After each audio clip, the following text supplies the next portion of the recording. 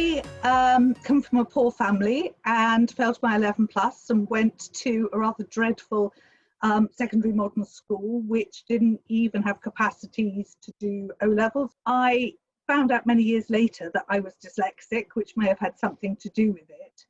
But after I had finished at the school, which finished at 16, I did O-levels in the summer holidays and managed to do well enough to get onto an A-level course at the local sixth form college. My heart at that time was set on being a barrister, and I was called to the bar. But at that point, my soon-to-be husband decided that he wanted to go back to university, and we thought one salary between two of us might be a good idea.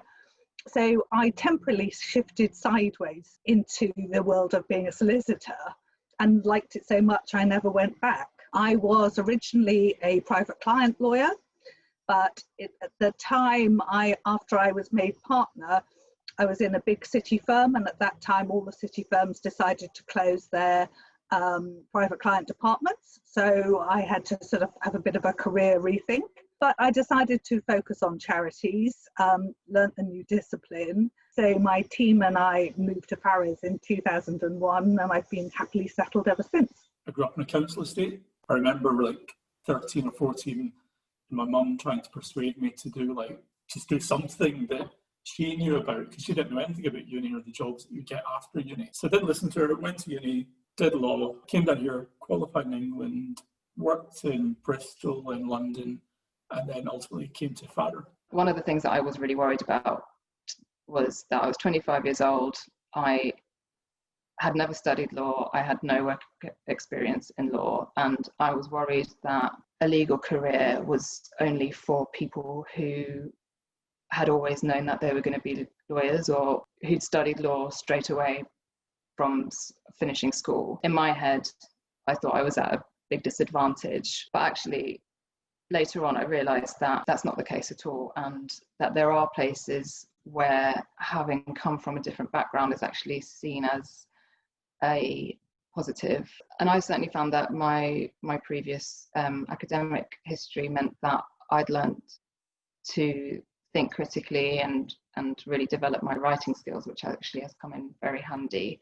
To the surprise of many, I come from a mixed race background. My father was born in British Guyana, and he came to the UK in the early 1960s as part of what's commonly called now the Windrush generation. He actually fled Guyana at the age of 17 because of political unrest and rioting going on there. So he came over to the UK when he was very young, and got a job in London, and then was transferred as part of that job to the north of England, where he met my mother, and here I am. It's quite interesting because of my background, being mixed race, but not apparently being mixed race. So if I do mention it to people, they're quite surprised. When it does come up, people are genuinely interested. I have had one or two occasions where, before the time of the internet, etc., I used to go for job interviews, and people assumed because of my name that I was going to be a different colour, which it was noticeable, one or two interviews, that was assumed, and was pretty clear, which I wasn't quite sure about how to react to that people judge you by your name or a label that they've already attached to you, and what the reaction is when they actually see you. But in a sense, I'm quite fortunate because I've got other relatives who are more obviously West Indian, let's put it that way, and they have had adverse attention because of the colour of their skin. So in a sense, I feel like I'm quite lucky in one way to have had that background and that experience, but then not to have had that terrible downside as well at the same time they have sometimes experienced in their own lives. I joined as a partner at Farrers a year ago. I have to say, perhaps at the beginning of my career, going back to when I was a trainee, I might have thought of Farrers as quite posh. What I would say in terms of having joined is that it's an incredibly welcoming firm. I think there's still a long way to go in terms of diversity, as there are, as is the case in many law firms. But it's great that there's a real commitment at the firm to increasing diversity across the board. And I'd really like to see that both in terms of new trainees coming to join us, as well as all the way through up to partner level. Something that's really benefited me in my career as a lawyer is having a diverse range of experience in previous work roles, previous careers, from doing part-time work during school and continuing that through sixth form and university, up to full-time jobs after graduating from university as well. The kind of things that it helped me with were developing a greater degree of confidence, building up a network of people, of lawyers and other people in professional roles who I could seek out advice from. Something that's important to me is diversity in the legal profession. And as part of that, encouraging people to join and be a part of the profession who come from different socioeconomic backgrounds. Personally important to me because of my background, being state educated, not having parents who went to university and going to a non-Russell Group university. I would say it's something that is still not truly representative in the legal profession.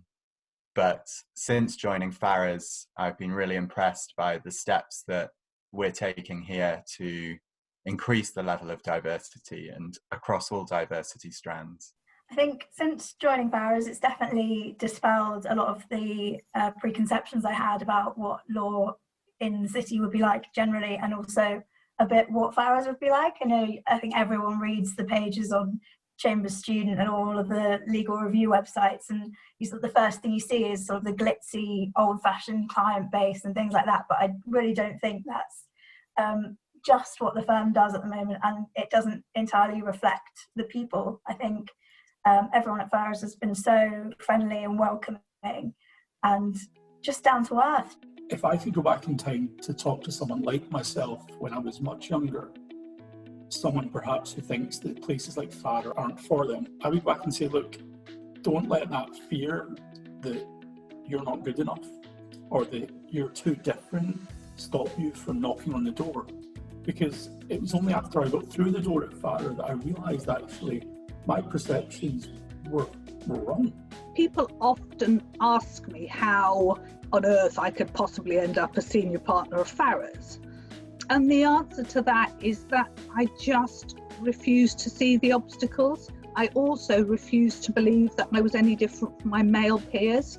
So I just did what was required of me in the same way that they would have done, perhaps trying to be a little bit better at that time. Thank God that's not necessary anymore. I found that not being willing to concede to other people's perceptions is really helpful. My wish really, more broadly in terms of society, is that I wish we didn't notice. It really doesn't matter in one sense what your background is or what the colour of your skin is or what your religion is or which football team you support or whatever. And I do think that organisations that have that broad perspective, because people have experienced different things from their backgrounds, is very important, and that should be celebrated. My hope is that people who come from a non-traditional background in some way, whether that's to do with class or race or disability or any other protected characteristic, I really hope that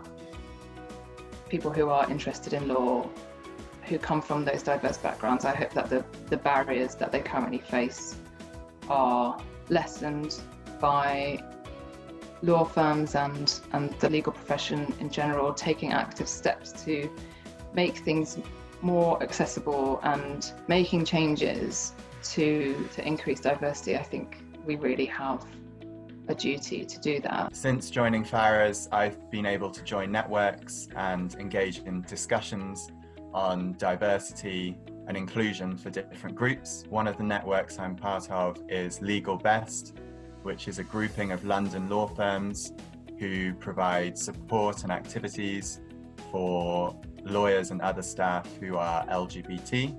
I've always felt able to be myself and always felt like there's been an air of openness and inclusivity for me and other people at the firm.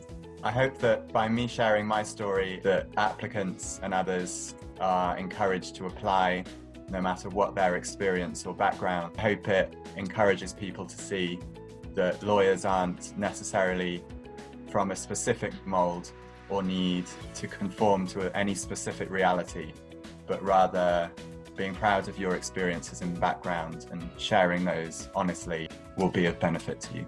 What I would say about people considering applying to Farrers is come give it a shot and meet the people at the firm, and you might find that any preconceived notions you'd have of the firm are quite different in reality.